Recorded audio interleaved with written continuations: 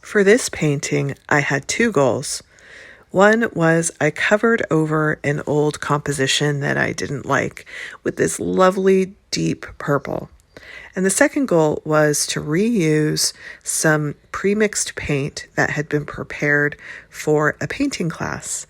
And the paint was actually mixed by my painting class students. So I had kind of a hodgepodge of different colors and different consistencies, honestly, depending on who mixed them. So I picked some pastels.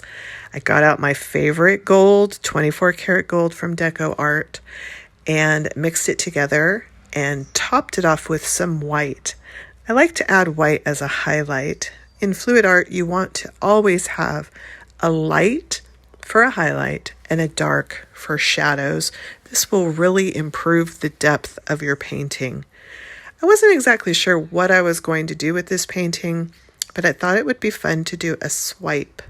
So after I had layered my colors together, I took some regular old paper towel, cut it into strips, and then just dragged it along to swipe that paint.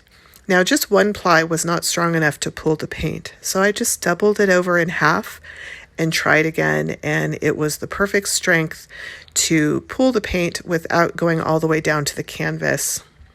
Part of the trick is grabbing some of that purple as well to drag it through all of the colors.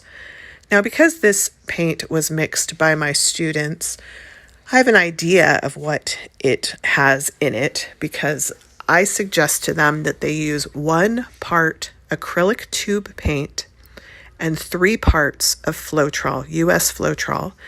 And for some of the colors, they added silicone oil to produce cells. This is a treadmill lubricant that you can buy at any hardware store. And you can see some of those cells are popping up. I did also use a torch. The torch helps to heat up any silicone in there, and that'll help to bubble up cells. It also helps to pop bubbles. Sometimes you can get some nasty little bubbles that will stay even after the composition has dried, and then you just have this little bubble form dried in the paint. I want this paint to dry nice and flat. So after I played with it a little to see how I wanted the composition to develop, I thought it might be nice to get out the hairdryer. And to do that, I needed to take some of the same paints and water them down so that they would be very, very liquid. So here I got my favorite purple blue, and I just added water. I just eyed it, then mixed. And as I was mixing, I was checking the consistency. In this case, I needed more paint. I made it a little bit too wet. But generally, you want it so that if you drip the paint back in the cup, it does not make a mound. So I did this to a few of the same colors I had been working with and just layered them one on top of the other. I made sure that I made some white again so that I was going to have highlights. You don't always have to use white as your highlight, but if you're just beginning, that is definitely the easiest way to get highlights with your paints. And so I always suggest that new fluid artists add a little bit of white. And then I got out my hairdryer. I use the hairdryer with the diffuser attachment that is very flat so that I get a nice flat stream of air. I also use the cool shot button, so it's not hot air, it's the coolest setting on the hairdryer.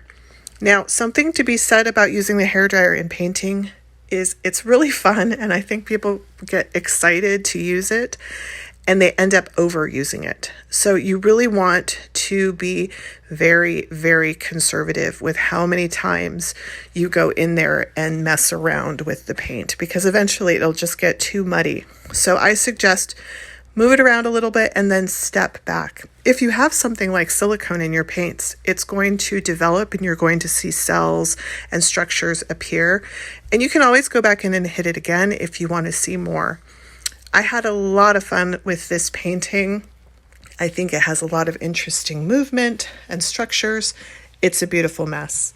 And of course, if you ever want to find me, I'm always at CerritaLaRoche.com.